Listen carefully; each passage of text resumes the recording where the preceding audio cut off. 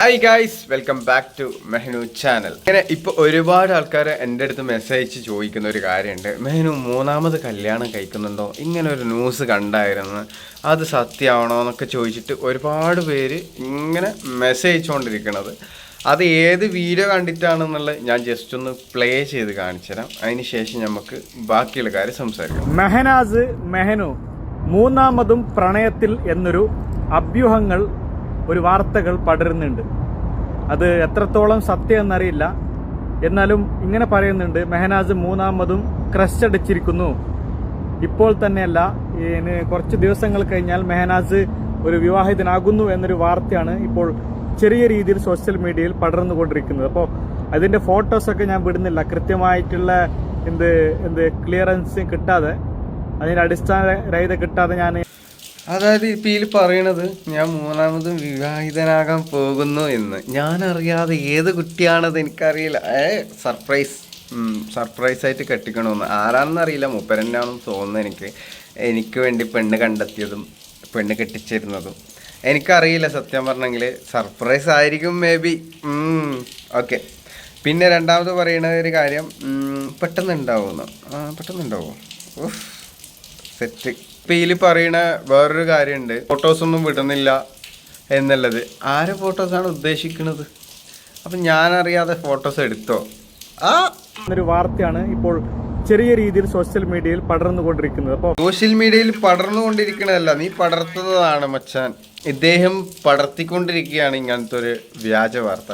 അപ്പം മൂപ്പര് ആക്ച്വലി വെറുതെ ഒരു റീച്ചിന്, ഒരു ഫണ്ണായിട്ട്, ഒരു ചില്ലായിട്ട് എടുക്കും നിങ്ങളത്. കാരണം മൂപ്പര വൈബിൽ അങ്ങോട്ട് വെറുതെ ഒരു കോമഡി ആക്കിയിട്ട് ഒരു വീഡിയോ ചെയ്യുന്നു. അതൊരു എന്താ പറയുക, അത്യാവശ്യം റീച്ച് കിട്ടുന്നതുകൊണ്ടാണ് ഈ ഒരു കണ്ടന്റ് ഇങ്ങനെ കയറ്റിപ്പിടിക്കണത്. അപ്പോൾ ആ ഒരു സെൻസിൽ നിങ്ങൾ എടുക്കാൻ നോക്കുക. പിന്നെ ഞാൻ വീഡിയോ ചെയ്യണ്ടെന്ന് വിചാരിച്ച്, കാരണം എല്ലാവരും, ചില ആൾക്കാർ ഭയങ്കര സത്യമാണ്, അങ്ങനെയാണ് ഇങ്ങനെയാണൊക്കെ വിചാരിക്കുന്നത്. അങ്ങനത്തെ ഒരു കഥ ഉണ്ടാവില്ല. ചൂടുവെള്ളത്തിൽ വീണ പൂച്ച പിന്നെയും പച്ചവെള്ളം കാണുമ്പോൾ പേടിച്ചുകൊണ്ടിരിക്കും. പക്ഷെ ഞാൻ എന്നിട്ടും മൈൻഡെല്ലാം ഓക്കെ ആവുമെന്നൊക്കെ വിചാരിച്ചിട്ട് രണ്ടാമത് വിശ്വസിച്ച് ഇനി ഉണ്ടാവുമെന്ന് ആർക്കും തോന്നുന്നുണ്ടോ? അഥവാ ഉണ്ടാകുന്നുണ്ടെങ്കിൽ ഇൻഷാ അല്ലാഹ് ഞാൻ പറയും, എൻ്റെ വായു കൊണ്ട് തന്നെ ഞാൻ പറയും. അല്ലാതെ ഒരിക്കലും അങ്ങനത്തെ ഒരു കഥ ഉണ്ടാവാൻ പോകുന്നില്ല ഗൈസ്. അപ്പം നിങ്ങളത് പ്രത്യേകം മനസ്സിലാക്കാം. ഇങ്ങനെ ഓരോന്ന് ക്രിയേറ്റ് ചെയ്യുന്നതായിരിക്കാം, മേ ബി. നമുക്ക് അടുത്ത് ഫുള്ളായിട്ട് കണ്ടോ. എൻ്റെ ഫോട്ടോസ് എൻ്റെ വിടുന്ന ആവശ്യമില്ല എനിക്ക്. അപ്പോൾ ഇങ്ങനെ ഒരു അഭ്യൂഹം പടരുന്നുണ്ട്, ഇങ്ങനത്തെ റൂമേഴ്സ് പടരുന്നുണ്ട്. ഞാൻ മുമ്പായിട്ട് പറഞ്ഞത്, മെഹനാസ് ഇത്രയും പെട്ടെന്ന് ഒരു മംഗലത്തിൻ്റെ, ഒരു വിവാഹത്തിൻ്റെ ഒരുക്കത്തിൽ എന്നാണ് എനിക്ക് കിട്ടുന്ന ഇപ്പോൾ ഈ സോഷ്യൽ മീഡിയയിലൂടെ ഉണ്ടാകുന്ന ചലനങ്ങളുടെ അനുസരിച്ച് ഞാൻ പറയുന്നുള്ളത്. എന്തായാലും നല്ല കാര്യം മെഹനാസേ, ഇങ്ങനെ ഇരുന്ന് എന്തു കാര്യമില്ല. ഒരു വിവാഹ ജീവിതം പറഞ്ഞത് ഒരു നല്ല കാര്യം തന്നെ.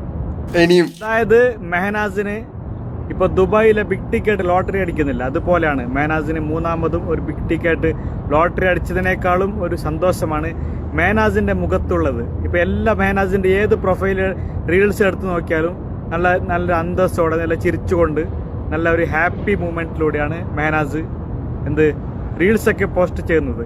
അതിലൂടെ നമുക്ക് മനസ്സിലാക്കാൻ പറ്റും മെഹനാസ് ഒരുപാട് സന്തോഷത്തിലാണ്. അങ്ങനെ സന്തോഷിക്കുന്നതിന് പിന്നിൽ എന്തെങ്കിലും ഉണ്ടാവല്ലോ. അതെ, ഞാൻ നല്ല സന്തോഷത്തിലാണ്, നല്ല ഹാപ്പിയാണ്.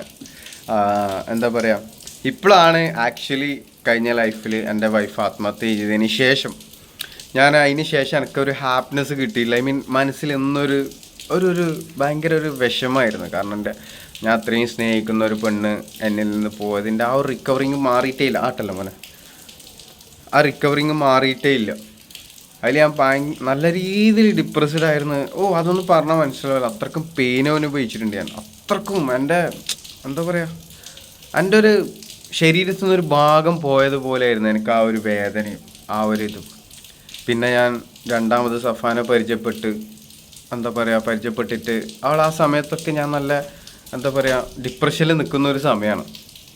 പരിചയപ്പെടുമ്പോഴൊക്കെ ഇവള് മാക്സിമം എന്നെ ഹാപ്പി ആക്കും, കൂളാക്കാൻ നോക്കും. അപ്പം ഞാൻ വിചാരിച്ച്, പിന്നെ എൻ്റെ ലൈഫിലൊരു പാർട്ട്ണറും കൂടി വന്ന ചില സമയം ഞാൻ ഓക്കെ ആവുമായിരിക്കും, എന്നെ കേൾക്കാൻ ഒരാളുണ്ടല്ലോ, മനസ്സിലാക്കാൻ ഒരാളുണ്ടാവുമല്ലോ എന്നെല്ലാം വിചാരിച്ചിട്ടാണ് ഞാൻ രണ്ടാമത് ഇങ്ങനെ കല്യാണം കഴിക്കാം എന്നുള്ളൊരു ഇത് ഞാൻ കൊണ്ടുവരുന്നത്. ഐ മീൻ, എന്നാലും ഞാൻ ആ സമയത്ത് ഓക്കെ ആയിട്ടില്ല. ഒരുപാട് ഇത് കഴിഞ്ഞ് എന്താ പറയുക, എന്നെ ചതിച്ച ആ ഒരു ഇത് എനിക്ക് എപ്പോഴും മനസ്സിൽ വരും. പിന്നെ ആളില്ല, ഇടയ്ക്കിടയ്ക്ക് ഓരോരോ ചിന്തകളും ഡിപ്രഷനുകളും ടെൻഷനുകളും ഒക്കെ ആയിരുന്നു. പിന്നെ സഫാവും അതേപോലെ ചെയ്തപ്പോൾ എനിക്ക് മനസ്സിലായി എന്താണ് ഇനി നമ്മളെ മനസ്സിലാക്കാനോ നമ്മളെ കൂടെ ലൈഫ് ടൈം ഒരാളുണ്ടാവുന്നു ഒരിക്കലും ഈ ദുനിയാവിൽ ഇനിയത്തെ തലമുറയിൽ ആരും വിചാരിക്കണ്ട. ഉണ്ടാകുന്നവരുണ്ടാവാം, അങ്ങനെയുള്ളവരുണ്ട്, പക്ഷെ എല്ലാവരും വെച്ചിട്ട് ഞാൻ പറയല്ല. എങ്കിലും നമ്മളെ എന്നും നമുക്കൊരു തുണിയായിട്ട് ലൈഫ് ടൈം വരെ നമ്മൾ വിശ്വസിക്കുന്നവർ നമ്മളെ കൂടെ ഉണ്ടാവും എന്നുള്ളത് വിശ്വസിക്കുന്നവരുണ്ടെങ്കിൽ അത് തീർച്ചയായിട്ടും മണ്ടത്തരാണ്, ഒരിക്കലും ഉണ്ടാവില്ല. അതെനിക്ക് നല്ല പ്രൂവായി. സഫ പിന്നെ പോകുമ്പം എന്നെ ചതിച്ചിട്ട് പോകുന്ന സമയത്ത് എന്നെ സഫ എല്ലാം പഠിപ്പിച്ചിട്ടാണ് എന്നൊരു സൈഡിലേക്ക് ആക്കിയത്. എന്നെ പഠിപ്പിച്ചെന്ന് വെച്ചാൽ എന്തൊക്കെയാണെന്ന് വെച്ചാൽ, ഒറ്റയ്ക്ക് ജീവിക്കാൻ പഠിപ്പിച്ചവൾ. പിന്നെ ഒരു പാർട്ട്ണർ ഇല്ലാണ്ട്, ഇപ്പം ഞാനെന്ന് പറഞ്ഞെങ്കിൽ എനിക്കൊരു പാർട്ട്ണർ ഇല്ലാണ്ട് ഇപ്പം എനിക്ക് ഫ്രണ്ട്ഷിപ്പോ കാര്യമൊന്നും ഇല്ല, പണ്ട് മുതലേ ഇല്ല. ഫ്രണ്ട്സിൻ്റെ ഒക്കെ കൂട്ടുകെട്ടിൽ ഇങ്ങനെ ഫ്രണ്ട്സിൻ്റെ ഒക്കെ പോവുക, ഇതാക്കുക അങ്ങനത്തെ ഒരു വൈബിലുള്ള ഒരു വ്യക്തിയല്ല ഞാൻ. മൊത്തം എന്താ പറയുക, അധികവും ഞാൻ മാക്സിമം ശ്രമിച്ചിട്ടുണ്ട് ഫ്രണ്ട്സിൻ്റെ കൂടെ ചില്ലാക്കാൻ പോകാൻ. ആ സമയത്തൊക്കെ ഓക്കെയാണ്, പക്ഷെ എന്നാലും എനിക്ക് കൂടുതൽ താല്പര്യമില്ല. എനിക്ക് എൻ്റെ ഫാമിലിയുടെ, എൻ്റെ പാർട്ട്ണറുടെ, എന്നെല്ലാം മനസ്സിലാക്കുന്ന ഒരു വ്യക്തിൻ്റെ കൂടെ ട്രിപ്പ് പോകാൻ, അടിച്ചു പൊളിക്കാനൊക്കെ ഒരു ഇൻട്രസ്റ്റ് ഉള്ള ഒരു വ്യക്തിയാണ് ഞാൻ. മാക്സിമം എനിക്ക് എൻ്റെ പാർട്ട്ണർ കൂടെ തന്നെ 24 hours സ്പെൻഡ് ചെയ്യാനാണ് എനിക്ക് താല്പര്യം. എൻ്റെ ലൈഫ് സ്റ്റൈലും അതാണ്. അപ്പം ഞാൻ എന്താ പറയുക, ഇങ്ങനെ ഈ ഫ്രണ്ട്സിൻ്റെ ഒക്കെ പോവാതാക്കുക, ഞാൻ എവിടെ പോകുന്നുണ്ടെങ്കിൽ എൻ്റെ വൈഫ് കൂടെ വേണം. അങ്ങനത്തെ ഒരു വ്യക്തിയാണ് ഞാൻ. എന്തിനു പോകുമ്പോഴും എവിടെ പോകുമ്പോഴും എൻ്റെ പാർട്ട്ണർ എൻ്റെ കൂടെ വേണം. അങ്ങനെയൊക്കെ ചിന്തിച്ചിട്ട് നടക്കുന്നതുകൊണ്ടായിരിക്കും മേ ബി ഓവർ 24 hours അല്ലെങ്കിൽ നമ്മൾ കൂടുതൽ നേരവും നമ്മൾ വൈഫിൻ്റെ കൂടെ ആക്റ്റീവ് ആകുന്നത് കൊണ്ടായിരിക്കും. നമ്മൾ കണ്ടുകൊണ്ട് മടുത്തതാണോ അല്ലെങ്കിൽ എപ്പോഴും കൂടെ ഉണ്ടായിട്ട് മടുക്കുന്നതാണോ ഒന്നൊക്കെ അറിയുന്നില്ല. അപ്പോൾ അങ്ങനെയെല്ലാം എൻ്റെ ലൈഫ് സ്റ്റൈൽ പോകുന്നത്. ലാസ്റ്റ് സഫ അങ്ങനെ ചെയ്തപ്പം എനിക്കൊരു കാര്യം മനസ്സിലായി. ഈ ദുനിയാവിൽ നമ്മളെ മനസ്സിലാക്കാൻ, നമ്മളെ സ്വന്തം എന്ന് പറയാൻ നമ്മളെ ഉമ്മ ഉപ്പ ഫാമിലി കുടുംബം അല്ലാതെ നമ്മൾ ആ ഒരു ചോരബന്ധം ഒരിക്കലും നമുക്ക് വേർപിരുത്താൻ പറ്റില്ലല്ലോ. അവരെ വെച്ച് വേറെ ഒരാളും നമ്മളെ ലൈഫിൽ എന്നും ഉണ്ടാവില്ല, അതിലൊരു ടൈം വരെ ഉണ്ടാവുള്ളൂ എന്ന് മനസ്സിലാക്കി. ഇനി മാക്സിമം അതിന് ശേഷം ഞാൻ ഹാപ്പി എന്ന് പറഞ്ഞെങ്കിൽ ഇപ്പോഴാണ് ജീവിതത്തിൻ്റെ കളർഫുൾ ലൈഫ് എന്താണെന്ന് ഞാൻ പഠിക്കണത്. മനസ്സിലായോ? എന്താണ് ലൈഫ്, എന്താണ് ഹാപ്പിനെസ്, എന്താണ് സെൽഫ് ലവ്, ഇതൊക്കെ ഞാൻ പഠിക്കണത്, അനുഭവിക്കണത്, ആ ഫീൽ കൊണ്ടുവരുന്നത് ഒക്കെ ഞാൻ ഇപ്പോഴാണ്. ഇപ്പം ഞാൻ നല്ല ഹാപ്പിയാണ്. നല്ല ഹാപ്പി എന്ന് വെച്ചെങ്കിൽ മാഷാ അല്ലാ ഹാപ്പിയാന്ന് വെച്ചെങ്കിൽ നല്ല നല്ല ഫ്രണ്ട്സ്. എനിക്ക് ഫ്രണ്ട്ഷിപ്പൊന്നും ഉണ്ടായില്ല, ഇപ്പോഴും കുറേ ഫ്രണ്ട്ഷിപ്പൊക്കെ വരാൻ തുടങ്ങി. ഫ്രണ്ട്ഷിപ്പ് ഉണ്ട്, ഒരുപാട് ഫ്രണ്ട്സ് ഉണ്ട് ഇപ്പോൾ. അപ്പോൾ ഫ്രണ്ട്സിൻ്റെ കൂടെ നല്ല രീതിയിൽ സ്പെൻഡ് ചെയ്യും, ഹാപ്പിയാവും. അങ്ങനെയൊക്കെയാണ് കാര്യങ്ങൾ കിടപ്പ്. എന്താ പറയുക, അപ്പോൾ ഞാൻ പറഞ്ഞ പോലെ ഇങ്ങനെയാണ് ജീവിതത്തിൽ ലൈഫ് സ്റ്റൈലുകൾ മാറി തുടങ്ങിയതൊക്കെ ഇങ്ങനെയാണ്. പിന്നെ വേറൊരു കാര്യം എന്താ വെച്ചിട്ടുണ്ടെങ്കിൽ, നമ്മൾ ജീവിതം എന്ന് പറയുന്നത് എപ്പോഴും ഒരേ സാഹചര്യമല്ല. ആക്ച്വലി ഇപ്പോൾ ഒരുപാട് കാര്യങ്ങൾ കേൾക്കുന്നുണ്ട്. അധികവും ഗേൾസ് ആത്മഹത്യ ചെയ്യുന്ന അങ്ങനെ മനസ്സിലാവുന്നില്ല എനിക്ക്. പെട്ടെന്ന് ആ ഒരു സമയത്ത് ഇപ്പം ഞാനായാലും എന്താ പറയുക, എനിക്കും ഒരു സമയത്ത് ഭയങ്കര വേദന വരുമ്പോൾ ഞാൻ ആത്മഹത്യ ചെയ്യാൻ ഒരുപാട് ശ്രമിച്ചിട്ടുണ്ട്, കുറേ പ്രാവശ്യം ഞാൻ ശ്രമിച്ചിട്ടുണ്ട്. പക്ഷെ എന്നാലും എന്താ അറിയില്ല, എന്തൊരു നൂൽവക്കിൽ രക്ഷപ്പെട്ടൊരു വ്യക്തിയാണ്. അപ്പോൾ അതൊക്കെ ചിന്തിക്കണത് തന്നെ ഭയങ്കര മോശമായിട്ടുള്ളൊരു കാര്യമാണ്. നമുക്ക് പിന്നീട് കണ്ടില്ലേ, ഇപ്പം ഞാൻ ഹാപ്പിയാണ്, ആ ഒരു സമയത്തൊരു ദുഃഖം ഉണ്ടായിട്ടുണ്ട്, ശരിയാണ്. ആ ഒരു ദുഃഖത്തിൽ നമ്മൾ ചിന്തിക്കും, ഒന്ന് കഴിഞ്ഞാൽ രണ്ടാമത് ചിന്തിക്കും, മതി ജീവിച്ച മതി, അങ്ങനെ ഇങ്ങനെ ചിന്തിക്കുന്നവരുണ്ടെങ്കിൽ നിങ്ങൾക്ക് നാളെയും നല്ലൊരു ദിവസം, നാളെ നല്ല ഹാപ്പി ആയിട്ട്, നല്ല ഹാപ്പി കളർഫുള്ളായിട്ടുള്ളൊരു ലൈഫ് നിങ്ങൾ വരും. അതെന്നാലും വന്ന് ചേരുക ചെയ്യും. അതുകൊണ്ട് മാക്സിമം നിങ്ങൾ എടുത്തു ചാടി ആത്മഹത്യ ചെയ്യുക, അങ്ങനത്തെ ഒന്നും ചിന്തിക്കാതിരിക്കുക, അതാണ് എനിക്ക് പറയാനുള്ളൂ. അപ്പോൾ നമുക്കിതാ ഇവൻ്റെ ബാക്കിയുള്ള വീഡിയോയും കൂടെ കാണാം. പിന്നെ മൂപ്പരെ കാരണം മൂപ്പര് അത്യാവശ്യം ഒരു നല്ല ഇതിലാട്ടോ വീഡിയോ ഒക്കെ ചെയ്യണ.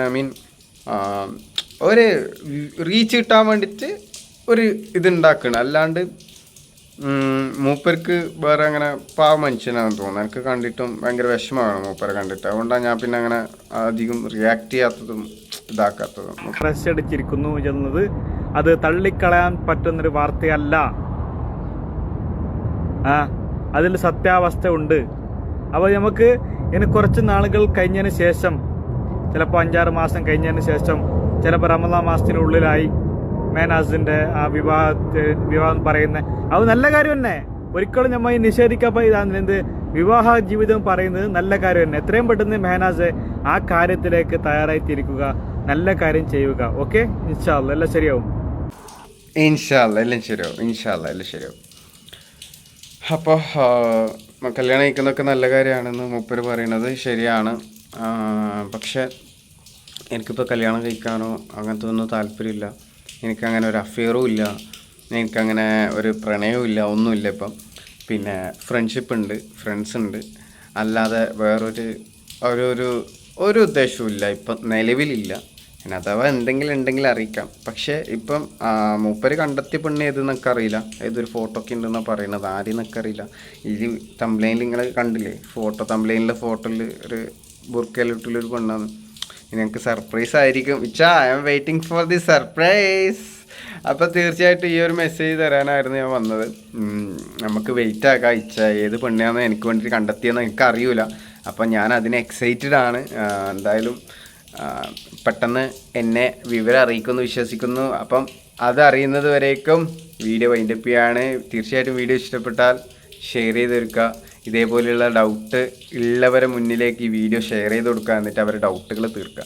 അപ്പോൾ എന്തായാലും അടുത്ത വീഡിയോ വരുന്നവരേക്കും ബൈ.